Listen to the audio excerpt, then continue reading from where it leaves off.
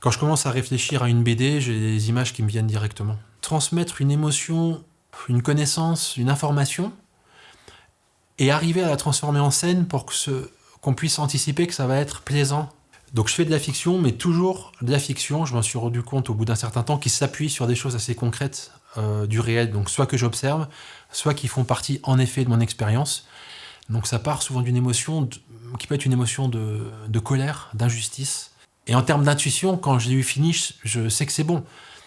Quand je dis que c'est bon, ça veut dire que ce soit parfait, mais je suis content de moi, quoi. Je suis là où je voulais que ça soit. Et c'est passé par des mois de travail et de remise en question, de doute.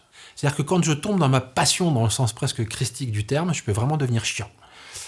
Parce que je vais vouloir convaincre, et c'est pas le bon chemin.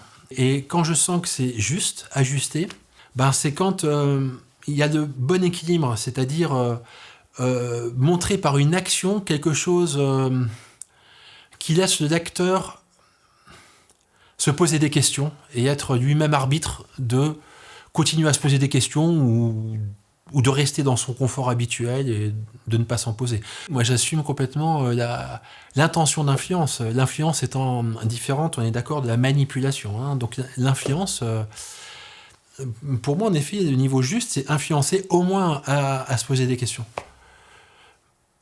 C'est-à-dire de le traiter psychologiquement parlant en adulte. Et pas moi au-dessus, quoi. De quelqu'un qui recevrait la bonne parole d'une manière verticale, qui fait beaucoup de mal à ce monde.